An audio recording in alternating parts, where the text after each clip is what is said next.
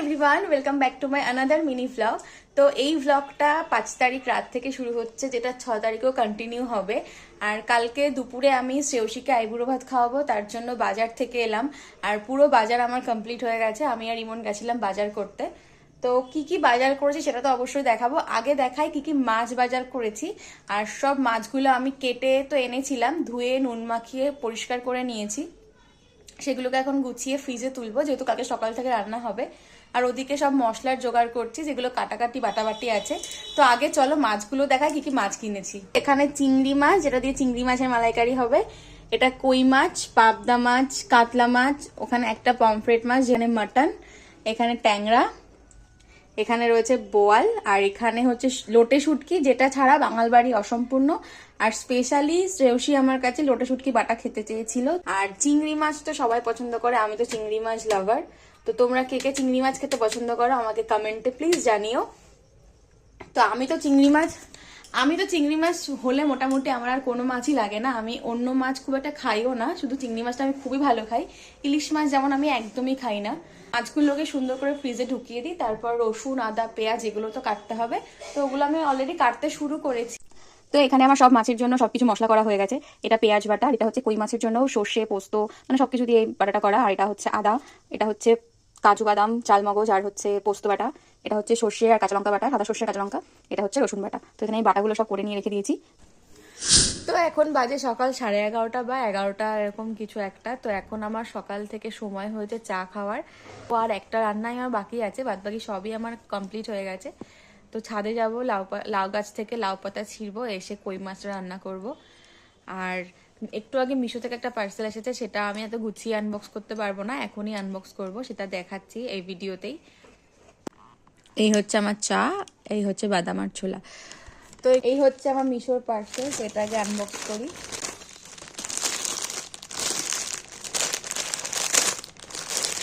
দুদিন পরে আমি ঘুরতে যাব, তাই এই ড্রেসটা আমি অর্ডার করেছিলাম, নাইট স্যুটটা। তো এটা যদি আবার এক্সচেঞ্জ করতে হয় তাহলে আমি আর ঘুরতে যাওয়ার আগে পাবো না। তো আগে এটা পরে দেখি কেমন হয়েছে, ফিটিংসটা পরে দেখি কেমন লাগছে। বাদ বাকি তো দেখে পছন্দ হয়েছে।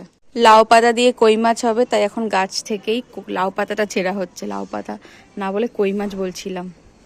গাছের জিনিস ছিঁড়ে খাওয়ার একটা আলাদাই মজা, বলো?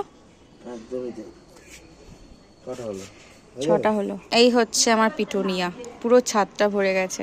আর এটা ফেব্রুয়ারি মাস অব্দি থাকবে। এই হচ্ছে আমাদের গাছের ক্যাপসিকাম।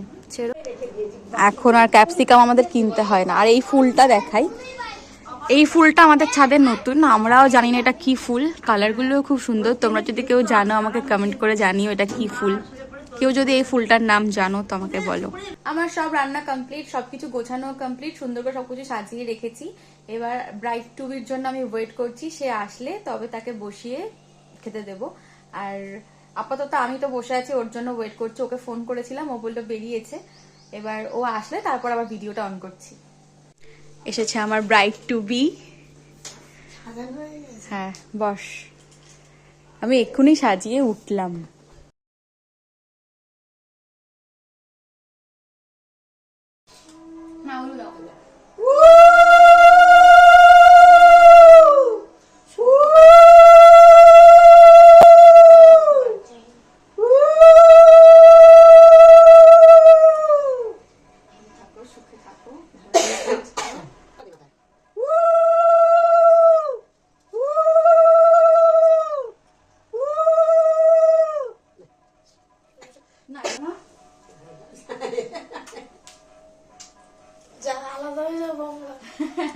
আমাদের খাওয়া দাওয়া কমপ্লিট হয়ে গেছে, এখন বসে আমরা গল্প করছি। আর এরপরে আবার সন্ধ্যাবেলায় যাব তানিয়ার মেহেন্দিতে, কালকে তানিয়ার বিয়ে। তো এখন আমারও খাওয়া হয়ে গেছে, আমিও ওর সাথে বসেই খেয়ে নিয়েছি। আর ওর থেকে শুনি ওর কেমন লাগছে, ওর কি কি এক্সপিরিয়েন্স ওর বিয়ে নিয়ে। বলে তুই এক্সাইটেড তোর বিয়ের জন্য? পাগল পাগল লাগছে। কোনটা বেশি মনে হচ্ছে, মন খারাপ নাকি এক্সাইটমেন্ট? সব একসাথে মিক্স। আপাতত এই ব্লগটা আমি এখানেই শেষ করছি। এরপরে আজকে রাতের থেকে তানিয়ার বিয়ের ব্লগ শুরু হবে, যদি আমি পারি। তো এই ব্লগটা মানে ওই ব্লগগুলো কন্টিনিউ করব। টাটা।